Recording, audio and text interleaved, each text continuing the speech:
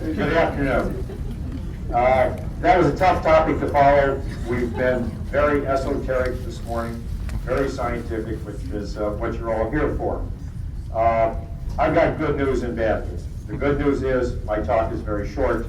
The bad news is I'm a lawyer. So the first question that you're going to ask is, why am I here? Well, before we get to that, we might want to consider why we're all here. And we're all here obviously because we want to live forever, we want to be healthy, and I think we want to make the world a better place. So the question is, how do we do that? And I was at the conference last year with my wife, and we paid attention and listened, and what we heard was people talking about the paleo template. The common refrain was, how do we get the message out there? We're here, we're a small group, we blog, we publish articles, we write books, we do research, we form groups,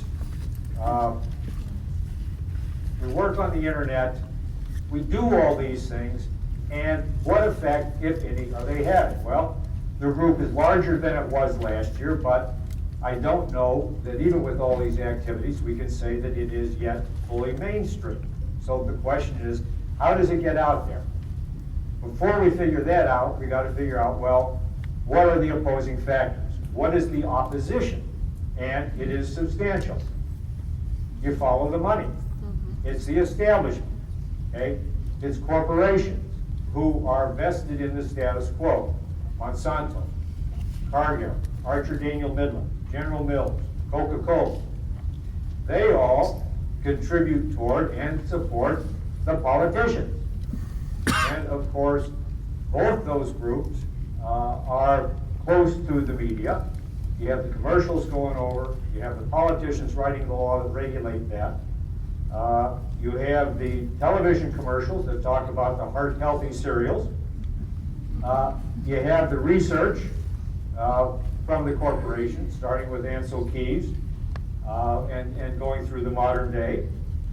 You have the politicians with their farm subsidies, the GMOs, the corn, the soy, the sugar beets, and then of course the supporting of all this. You have the Dr. Oz's of the world who offend no one. So the question is, what can this group do? And my perception is that to get the attention, you have to somehow do something that has an economic impact beyond the petitions, beyond the blogs, beyond the margin. And what is that? It's litigation. Sue the bastard. So, now that's very nice in theory, but how do you do it? These are pretty big corporations. Well, you start on a focused concept, and then you expand. So here we have a lawsuit filed in June of this year in the Western District of New York, in Buffalo, a parent natural guardian of an infant, a 14-year-old girl, who developed type 2 diabetes when she was 12 years old.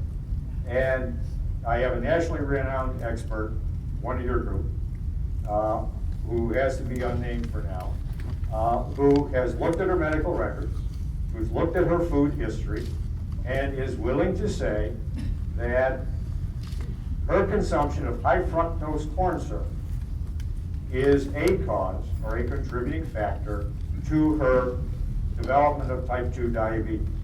So I've sued Archer Daniel Midland, Cargill, Peyton Lyle, and a couple of others.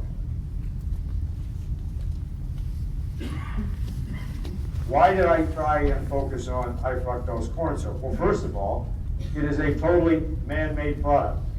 And we're talking, in this realm, we're talking about product liability and failure to warn. You can't get high fructose corn syrup unless the corn manufacturers make it. So you've got a product. When you make a product, then you have to attach warnings to it, assuming that it causes or contributes to harm. chose an infant, somebody under 21, because there is the statute of limitations in products liability where I come from is 3 years.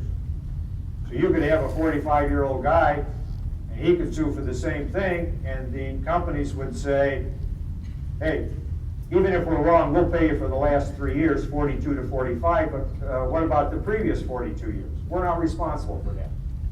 With an infant, you get her whole lifespan. Secondly, the defense always is, and we hear this every day, if you want to lose weight, exercise and eat less.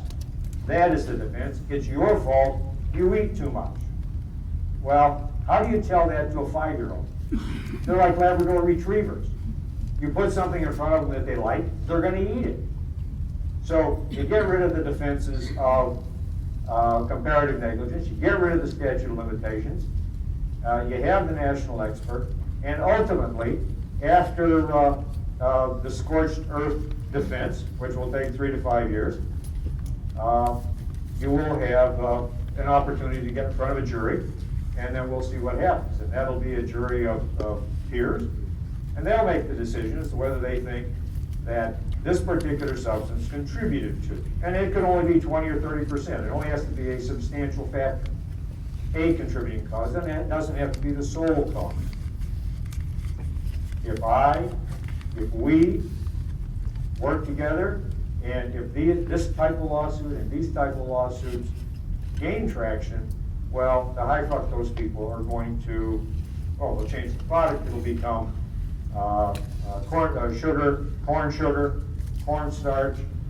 They'll modify it, but the high fructose may diminish in our society, which I think would probably be a pretty good thing. So what can we do? We can work together, which is what you all have been talking about. The Journal of Evolution and Health that is just coming out is a great idea.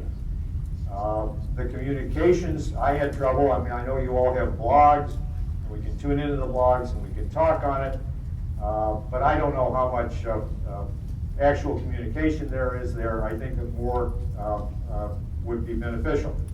Even doctors and lawyers, which some could work together, which some might define as an oxymoron. We can work for a common purpose. We can form the groups, Lincoln, Google+, Listserv. This is something that can be done in addition to the petitions and the blogging, where you actually may have an impact. So I was asked to speak just to simply tell you, this is something positive and concrete that is happening. I'm doing it. I am very available and accessible. Talk to me here, contact me in my office or on the web. I think this is a positive effort, and I look forward to learning from you guys. If it wasn't for you, I wouldn't be trying to do this. Thank you very much.